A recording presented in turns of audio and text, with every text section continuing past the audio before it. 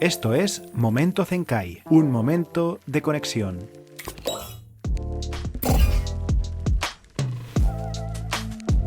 Gestionarse a sí mismo, por Peter Drucker.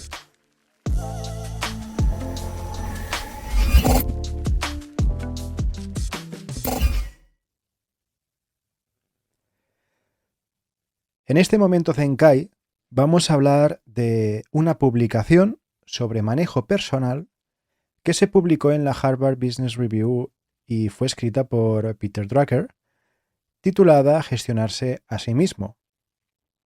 En la intro de este artículo ya nos deja un mensaje bastante lapidario que dice que las empresas de hoy no están gestionando las carreras de sus empleados. Los trabajadores de hoy deben ser sus propios CEOs, sus propios gerentes generales, haciendo un poco alusión a la tan reclamada proactividad que se solicita en las empresas, ¿no? El labrarse cada uno su propio camino, el anticiparse a las peticiones del jefe. Y para ello nos dice que es fundamental una cosa: conocerse a sí mismo, comprender cuáles son nuestras fortalezas, nuestras debilidades, cómo trabajamos mejor, cómo aprendemos mejor, cuáles son nuestros valores. Y entre todo esto, remarca que solo a partir de nuestras fortalezas podremos alcanzar la excelencia. Nos pone de ejemplo a Napoleón, a Da Vinci, a Mozart. Nos pone de ejemplo a estos personajes como personas que siempre se gestionaron a sí mismos. Históricamente no había muchas opciones. Si nacías en familia de campesinos, estabas destinado a ser un campesino. Si eran carpinteros, pues carpintero. Pero hoy en día las personas tienen miles de opciones y para ello es necesario conocer las fortalezas de cada uno para poder desempeñarse de la mejor manera. Para conocer estas fortalezas de nosotros, nos dice Peter Drucker, que la única opción es el análisis de feedback. Es decir, cada vez que tomemos una decisión, apuntemos qué es lo que esperamos que va a ocurrir y un año más tarde debemos comparar los resultados reales con las expectativas. Aplicar esta metodología es muy simple y lo puedes aplicar durante 2 o 3 años y en estos 2 o 3 años nos mostrará nuestras fortalezas y eso es lo más importante que debemos saber. Drucker nos dice 3 cosas. La primera es que debemos situarnos en nuestras fortalezas para producir resultados. La segunda, que debemos trabajar en mejorar nuestras fortalezas. Y la tercera, que debemos descubrir dónde nuestra arrogancia intelectual está provocando una ignorancia paralizante y superarla. Muchas personas con gran experiencia menosprecian el conocimiento de otras áreas. Incluso se enorgullecen de su ignorancia.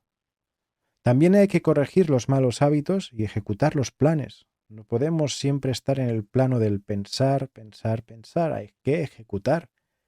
También nos menciona algo muy importante, los modales. Y nos dice que son cosas tan simples como decir por favor y gracias.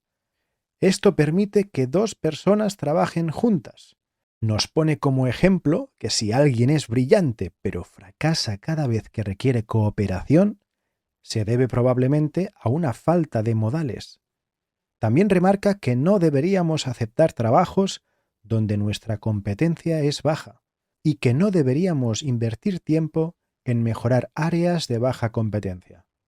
Lamentablemente, comenta Drucker, las organizaciones se centran en convertir a incompetentes en mediocres, en lugar de convertir a personas competentes en personas con un desempeño excelente. Y aquí estoy de acuerdo parcialmente, porque creo que unos mínimos siempre hay que tener. Por ejemplo, en mi caso, recuerdo una vez que no fue una discusión, ni mucho menos, pero había una persona que no ponía los puntos y las comas en una presentación de PowerPoint y antes de entregársela al cliente, pues todo esto tiene que estar perfecto y al final pues alguien tiene que hacer la revisada final para que todo esté impecable. Este marrón, porque al final pues es revisar muchas diapositivas, cuando yo empecé a trabajar era una de las cosas que hacía yo, revisar que todo estuviera correcto. Y de allí es que tengo esta manía de revisar todos los puntos y finales, los puntos y comas, las letras de las presentaciones, que todo esté impecable, ¿no? Pues la otra persona, no esa persona, sino otra persona, alegaba que la persona que se había olvidado de poner todas estas cosas, de ser consistente a lo largo de una presentación, pues que no era su fuerte, no era su fortaleza ser consistente y que se olvidaba de estas cosas. A lo que yo pensé, bueno, yo también era poco consistente en este sentido, me olvidaba de muchos de estos puntos y al final pues los corregí porque creo que son unos mínimos. Tú cuando vas a entregar algo a un cliente lo tienes que entregar de la mejor manera y una forma correcta de entregarlo es con los signos de puntuación y las faltas de ortografía las menos posibles. Y creo que aquí no se trata de tener una fortaleza en eso, sino de querer hacerlo y de ser disciplinado. Y cuando eres disciplinado y tomas conciencia de ello, esto no es un gran reto. No es un gran reto ser una persona que presenta las cosas de forma pulida, ¿no? Y que no hagan daño a la vista. Así que creo que sí, que es bueno que cada uno se desarrolle en sus fortalezas, pero también es necesario unos mínimos y saber definir esos mínimos, ¿no? Cuándo es algo mínimamente requerido y cuándo es algo que ya depende un poco de las fortalezas de cada uno. Siguiendo con el artículo, muchas personas no saben cómo hacen las cosas y otras lo hacen de formas que no les son idóneas, lo que les impide desempeñarse correctamente. Nuestra forma de trabajar óptima también es un tema de personalidad, así que es tan importante conocer nuestras fortalezas como la forma de trabajo que mejor nos va. Lo primero que debemos saber es si somos lectores o auditores. Nos comenta el autor que las personas rara vez son ambas cosas y que la mayoría de las veces no saben qué son. Nos remarca la importancia de conocerlo y de las implicaciones que podría tener no saberlo. Dwight Eisenhower, expresidente de los Estados Unidos, cuando era comandante supremo de las fuerzas aliadas en Europa, leo textualmente, era el favorito de la prensa. Sus conferencias de prensa eran famosas por su estilo. El general Eisenhower mostraba un dominio total sobre cualquier pregunta que se le hacía y era capaz de describir una situación y explicar una política en 2 o 3 frases elegantes e impecablemente compuestas. 10 años después, los mismos periodistas que lo habían admirado veían al presidente Eisenhower con franco desdén, se quejaban de que nunca contestaba las preguntas y que, en cambio, divagaba interminablemente sobre otras cosas. Y lo ridiculizaban constantemente por despedazar el idioma inglés con respuestas incoherentes y antigramaticales. Eisenhower aparentemente no sabía que era un lector y no un auditor. Cuando era comandante supremo en Europa, sus ayudantes se aseguraban de que cada pregunta de prensa fuera presentada por escrito al menos media hora antes de comenzar la conferencia, y entonces Eisenhower estaba en completo control. Cuando llegó a la presidencia, Eisenhower sintió que debía hacer el mismo tipo de conferencias de prensa que hacían sus predecesores, de forma totalmente espontánea.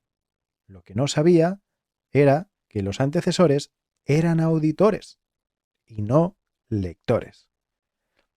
Termina la anécdota diciendo que pocos auditores pueden ser convertidos o convertirse ellos mismos en lectores competentes y viceversa.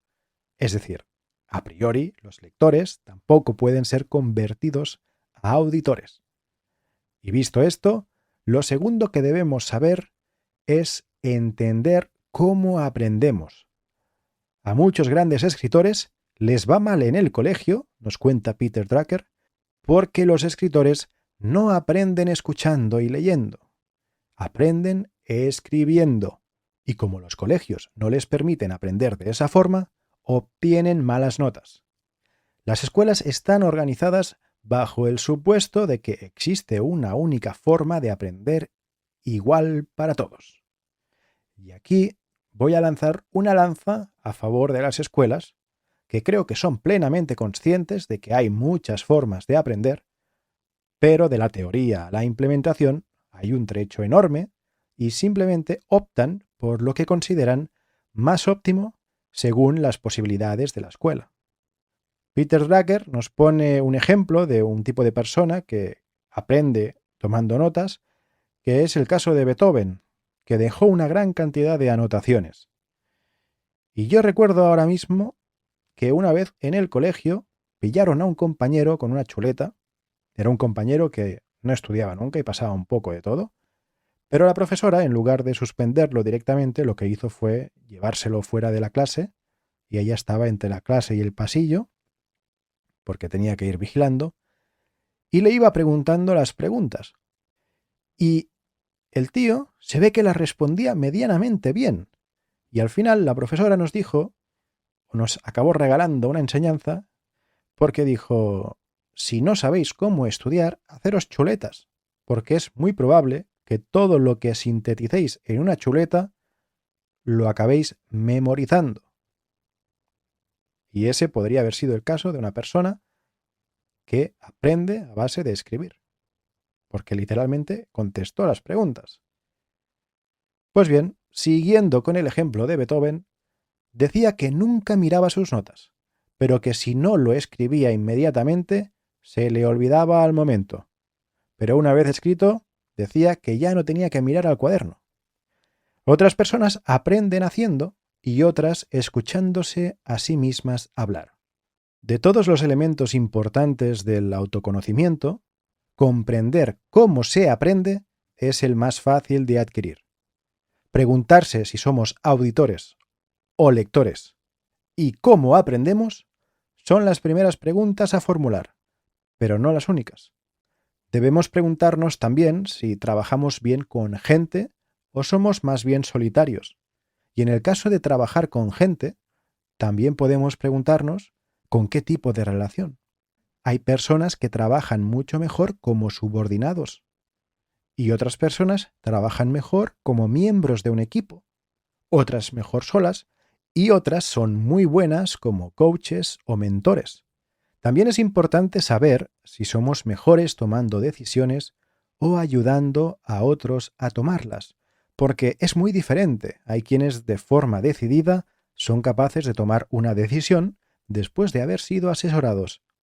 Pero esa persona que asesora, si tuviera que tomar la decisión, aunque supiera que es correcto, tendría dificultades de hacerlo porque se desempeña mejor como asesor. Otra pregunta muy importante es la de si trabajamos mejor bajo presión o necesitamos un entorno predecible y altamente estructurado. ¿Trabajamos mejor en una organización grande o en una pequeña? Pues yo aquí tengo una pequeña discrepancia con lo de trabajar bajo presión, pues creo que se puede trabajar en un entorno predecible y altamente estructurado y que se tenga presión igual por tener que entregar un trabajo en poco tiempo o tener que llegar a unos resultados. Creo que aquí las preguntas son entorno predecible o impredecible, y con tiempo o sin tiempo. Indiferentemente de cuáles sean las respuestas, el punto que nos quiere transmitir el autor es que no tratemos de cambiar las respuestas, sino trabajar de forma alineada a esas respuestas. Finalmente, para que podamos gestionarnos correctamente, debemos preguntarnos cuáles son nuestros valores. Y nos comparte el concepto de la prueba del espejo, que consiste básicamente en preguntarse qué tipo de persona quiero ver en el espejo por la mañana. Esto nos ayudará a definir nuestra ética, pero la ética es solo una parte de un sistema de valores. Nos dice el autor que trabajar en una empresa cuyo sistema de valores es inaceptable o incompatible con los propios, condena a la persona tanto a la frustración como a no trabajar bien. Y nos comparte el caso de una directora de recursos humanos de una empresa que había sido adquirida por una empresa más grande. ella realizaba su trabajo de forma excelente, y ese trabajo consistía en seleccionar a las personas adecuadas para cargos importantes. Resulta que ella creía que la empresa primero debía buscar dentro y después fuera. Es decir, si hay talento dentro de la empresa, pues promocionar ese talento antes de traer a alguien de fuera. Sin embargo, la nueva empresa tenía una visión contrapuesta. Es decir, consideraban que era mejor primero buscar afuera para así incorporar sangre nueva. Las dos políticas pueden ser correctas, pero evidentemente representan dos visiones muy diferentes. Nos cuenta Peter Drucker que tras varios años de frustración, la ejecutiva renunció porque sus valores no eran compatibles. Qué interesante esto de los valores, porque me he sentido bastante identificado con este caso. En la última empresa en la que estuve, tenía una visión totalmente opuesta a la del gerente general, y eso no significa que él o yo estuviéramos equivocados, simplemente eran visiones diferentes, y donde hay patrón, no manda marinero. Es por eso que si la convicción de tus valores es fuerte, al final vas a desembocar a un mar de frustración que no beneficiará a ninguno de los dos lados. Pero repito, no es una historia de buenos y malos, sino de visiones y valores. También creo que esto es importante a nivel de pareja, porque a medida que se viven nuevas experiencias o se progresa en la relación, emergen situaciones que nos hacen sacar a la palestra nuestros valores, y podría ser que durante los años de relación no hubiera sido necesario exponer dichos valores para tal situación. Pero mira, al final una nueva situación surge y puede que destape que en ese aspecto los valores de la pareja no están alineados. Esto podría ser, al tener un hijo, pues cómo educarlo, y si le surge una oportunidad laboral a uno de los dos, pues cómo gestionarlo. Son situaciones que van poniendo a prueba los valores de la pareja. Siguiendo con el artículo, las organizaciones, como las personas, tienen valores, y para ser eficientes, los valores deben ser compatibles. No es necesario que sean los mismos, pero al menos deben parecerse lo suficiente como para coexistir, porque si no, todo ello conducirá a la frustración. Nos cuenta Peter Drucker que podría ser que nuestras fortalezas no estuvieran alineadas con nuestros valores, y nos lo cuenta con una historia personal. Él dice que de joven se dedicaba a la banca de inversión y le iba muy bien, pero no se veía a sí mismo como banquero de inversiones. No quería ser el más rico del cementerio, dice. A él le interesaban las personas y no el dinero. Y eso le generó muchísima frustración, hasta el punto que dejó su trabajo sin tener ofertas y dice que esa fue una decisión correcta. Los valores son y deberían ser la prueba definitiva. Así que tenemos claro que lo más básico que nos tenemos que preguntar es ¿cuáles son mis fortalezas? ¿Cómo me desempeño? ¿Y cuáles son nuestros valores? Con esto podremos al menos saber dónde no queremos estar. Y si aceptamos un proyecto o un trabajo, ser capaces de decir, sí, lo haré, pero se trabajará de esta manera y lo estructuraremos de esta otra. Estos son los resultados que deberíais esperar de mí y en este marco de tiempo porque así es como me desempeño mejor. Según el autor, la pregunta que se empezaron a hacer las personas cuando empezaron a florecer las opciones laborales es ¿cuál debería ser mi contribución? Y para poder responderla nos dice que debemos saber tres cosas. 1. ¿Qué requiere la situación? 2. ¿Cómo puedo hacer la mayor contribución a lo que debe hacerse? Y 3. ¿Qué resultados deben alcanzarse para hacer una diferencia? Y todo esto debe hacerse en un lapso de tiempo razonable, que el autor nos indica que deberían ser alrededor de 18 meses, para poder alcanzar un objetivo claro y específico, que sea retador, pero no imposible, y que los resultados puedan ser visibles y cuantificables, y que generen un impacto. De considerar todos estos aspectos, obtendremos un plan de acción. ¿Qué hacer? ¿Dónde y cómo comenzar? Y por otro lado, ¿qué metas y plazos fijar? Pues bien, con esto claro, nos habla de que tenemos que responsabilizarnos de las relaciones, ya que la mayoría de las veces trabajaremos con otras personas y nos dice que este tema tiene dos partes. La primera parte es entender y aceptar que las otras personas son también personas, y esto significa que se comportarán como seres humanos, tendrán su manera de hacer las cosas, sus valores, sus fortalezas y debilidades. Por lo tanto, es importante observarlas y entenderlas para poder así trabajar de forma óptima. Nos comparte un ejemplo de un empleado que hacía informes para su jefe, que su jefe pues era un buen lector, y al cambiar de jefe seguía haciendo informes. Pero el nuevo jefe no era lector, era auditor. Y esta persona pues consideraba que los informes eran una pérdida de tiempo. Y todo esto se podría haber evitado analizando al nuevo jefe y dándole aquello que los hace más eficaces, que es lo que Peter Drucker llama administrar al jefe. Y obviamente esto no solo aplica al jefe, sino también a otros compañeros.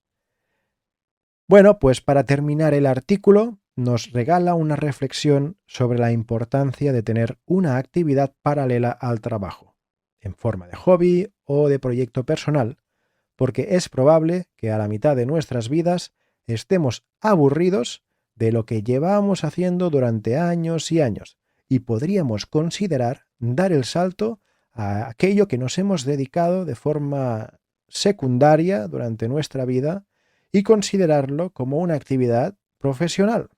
Porque en una sociedad del conocimiento, donde se espera que todo el mundo tenga éxito, cosa que es imposible, existen muchos casos de fracasos, y por ello es fundamental contar con un área en la que uno pueda desarrollarse, contribuir, ser alguien y, en definitiva, tener un poco de éxito. Gestionarse a sí mismo requiere pensar y comportarse como un gerente general de nuestras vidas. Lo dejamos aquí, espero que te haya resultado interesante. Nos vemos en un próximo Momento Zenkai. ¡Chao!